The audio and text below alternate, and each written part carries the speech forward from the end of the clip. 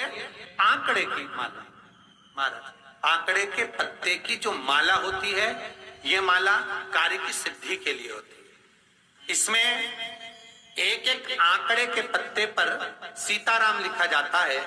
मात्र एक पत्ता ऐसा होता है जिस पत्ते पर सीताराम नहीं लिखा जाता।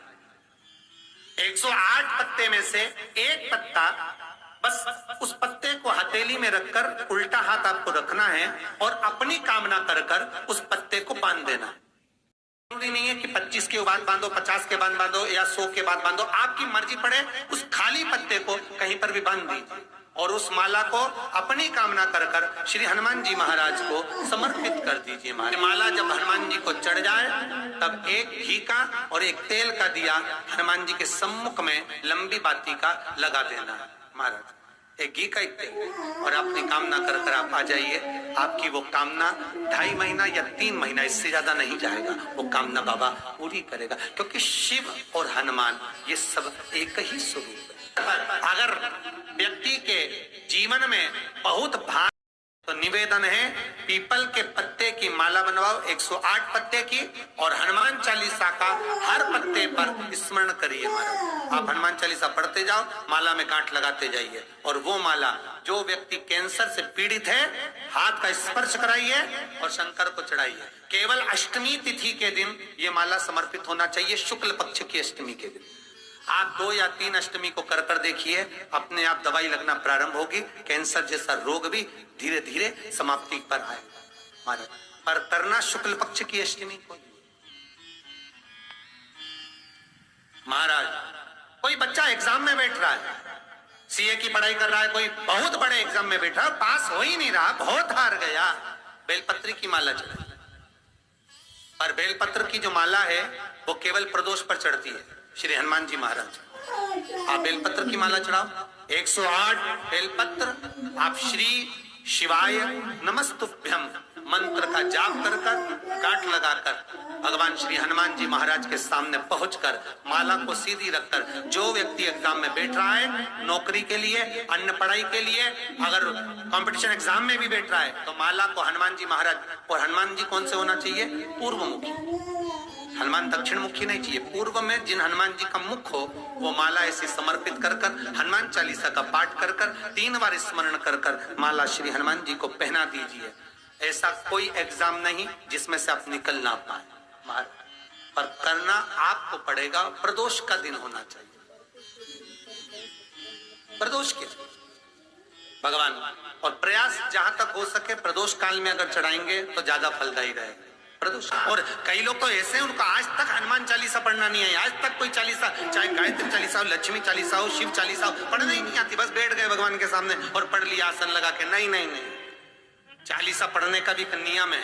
अगर कोई लक्ष्य लेकर पढ़ रहे हो तो उसका एक नियम है।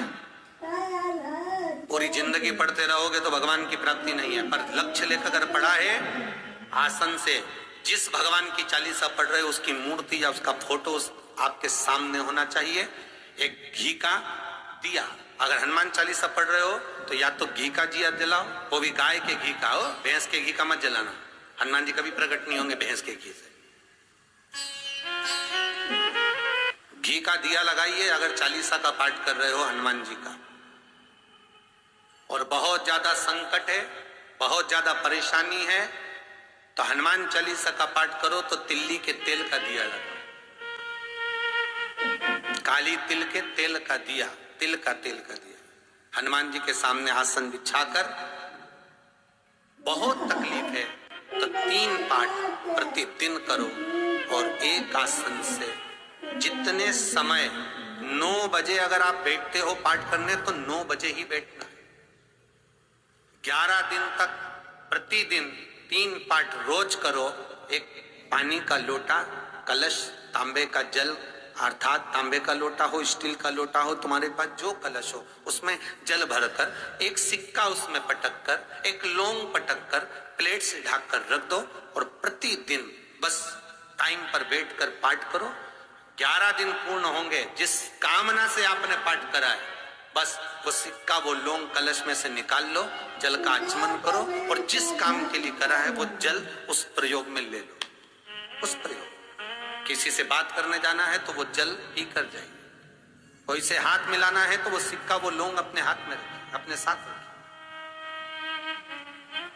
कई लोग कहते हैं हम तो बहुत दिनों से हनुमान चालीसा पढ़ रहे हैं, हम बहुत समय से राम रक्षा स्तोत्र का पाठ कर रहे हैं, हम बहुत समय से ये कर। अरे तो उसको नियम से तो करो।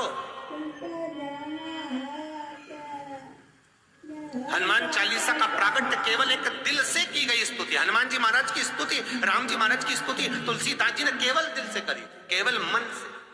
और ये नहीं कहते कि हनुमान चालीसा पढ़ोगे तभी भगवान, नहीं नहीं, आप दिल से अगर भगवान को पुकार लीजिए, आप दिल से पुकारो उसको, वो आएगा। नियम है महाराज, बहुत ध्यान दीजिएगा। पंचमुखी हनुमान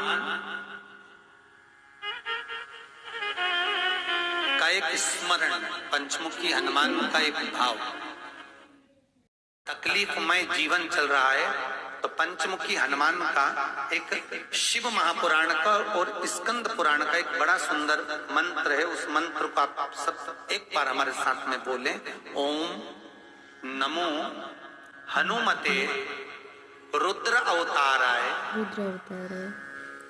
सर्व शत्रु संहारणाय सर्व रोग हराय सर्व वशीकरणाय रामदूताय स्वाहा। बस इस मंत्र को हाथ में काली तिल लेकर, एक जौ लेकर और गूगल लेकर, थोड़ा सा उसमें गाय का घी डालकर, कंडे को या अग्नि को जलाकर इस मंत्र का 11 बार 21 बार जाप कर कर अपनी कामना कर कर छोड़ दीजिए।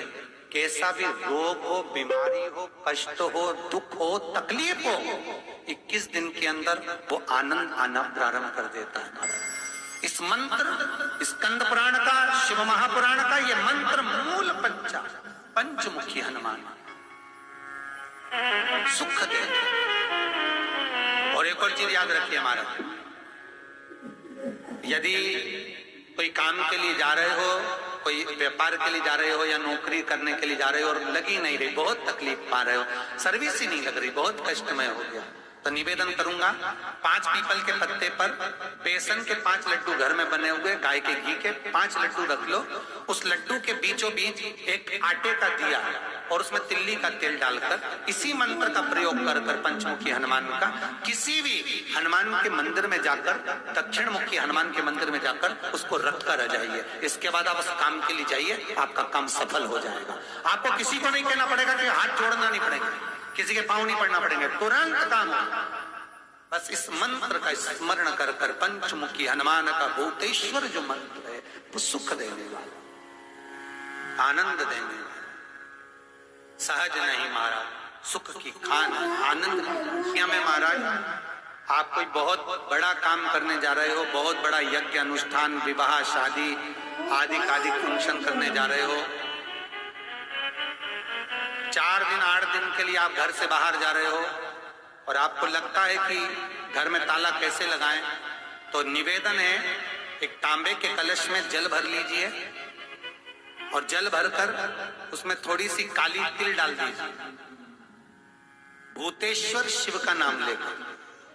कौन से शिव का? भूतेश्वर, शमशानवासी भूतेश्वर शिव का नाम लेकर काली तिल डाल दीजिए, कलश को प्लेट से ढक दीजिए, घर के किसी भी भाग में उसको रख दीजिए। उसके बाद आप चले जाए। किसी की सामर्थ्यता नहीं है कि उस घर में कोई पांव रखे, किसी की सामर्थ्यता नहीं है। और अगर कोई भूले से पांव भी रख दिया तो 22 दिन या 21 दिन के अंदर उसको, जैसे लोगों को हवा आती है, बस उसको चक्कर आना चालू हो, बाल खोल खोल के घुमा मिलेगा। शास्त्र प्रमाण करता है हमारा भूतेश्वर शिव। ये कलश जो होता है ना, जल का जो पात्र होता है, ये साधारण नहीं होता, सहज नहीं होता महाराज। जैसे आज आपने मेरी लाज रखी, रक्षा करी और किसी को आने नहीं दिया, विनती स्वीकार करना। आपका जल पात्र भूतेश्वर के नाम से काली तिल से जहां रखा जाए उस गृह में कोई प्रवेश ना कर पाए। शिव जी ने वचन दे दिया, मेरी चंडियां 64 योगनियां, डाकनी, पिशाचनी, चुड़ैल और भूत इस कलश के विराजमान होते ही सर्वस्व फैल जाते हैं। फिर अंदर कोई नहीं आ सकता, अंदर प्रवेश नहीं हो सकता। जिसकी जब जाने लगे तो उन्होंने हनुमान जी से कहा कि तुम क्या चाहते हो? हनुमान जी बोले मेरे को जाना है, क्योंकि जहाँ राम वहाँ हनुमान। हनुमान जी जब कहने लगे कि मेरे को जाना है, तो राम जी महाराज बोले नहीं नहीं हनुमान, तुझे सबसे ज्यादा प्रिय क्या है? तो फिर राम, तो हनुमान तू कह रहा है सबसे ज्यादा प्रिय है राम प्रिय है, तो एक बार जिस समय देवऋषि नारद का अपमान हुआ, विश्वामित्र बाबा का अपमान हुआ, उस समय पर एक राजा ने जब अपमान करा तो तूने उसको राम नाम लिखकर एक जगह पर बिठा दिया और कहा कि तू राम नाम जपते रहे। उसने राम नाम जपा। तब हनुमान याद कर, मेरे सम्मुख में तू खड़ा था और युद्ध होने वाला था, तो तूने क्या कहा था? प्रभु आप इसको मार नहीं सकते, क्योंकि ये आपका नाम ले रहा है। राम से बड़ा होता है राम का, आप इसे मार नहीं। तो आपने ये संवाद कहा था, हनुमान बता तेरी प्रियता क्या है? हनुमान जी कहते हैं प्रभु आपने मुझे जगा दिया, क्योंकि मुझे श्राप ये मिला था कि तू जागेगा किसी की जगाने पर, आपने मुझे जगा दिया। इसलिए है नाथ, अब मैं जाना नहीं चाहता, सत्संग करना।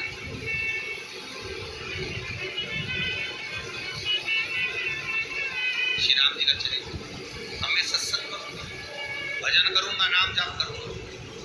पर राम जी जानते हैं हनुमान से कहा, हनुमान मेरा जाने का समय आ गया, मुझे तो जाना पड़ेगा ना। सीता पृथ्वी में चली गई, मुझे भी जाना है। मैं सरयू के जल में अपने प्राणों को त्यागूंगा, मानव का शरीर है, इसको त्यागना तो पड़ेगा ना हनुमान। हनुमान जी बोले तो त्याग दो, त्यागने में क्या दिक्कत है, त्यागो आप। पर दिक्कत एक बहुत बड़ी है। तो राम जी ने जैसी कहा दिक्कत बहुत बड़ी है, तो हनुमान जी पूछे ऐसी कौन सी दिक्कत?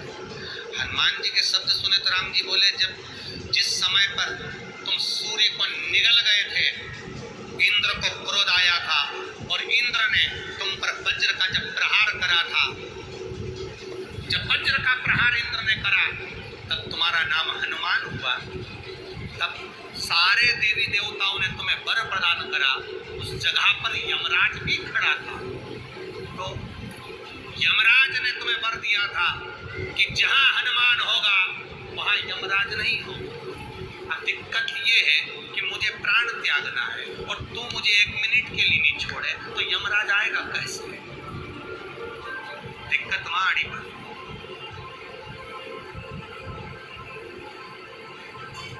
हनुमान जी मुस्कुरा के बोले, राम जी महाराज प्रभु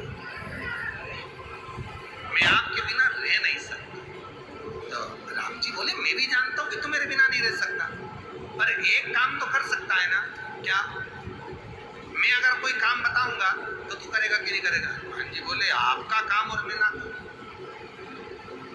ऐसा कभी हुआ है? जरूर करूंगा। ठीक है। बस अब राम जी महाराज ने सोच लिया कि हनुमान को जाने से पहले काम कर लगा। अब वो कौन सा काम था? बोलो रे भाई। हनुमान जी को कहाँ काम पर लगाया राम जी ने?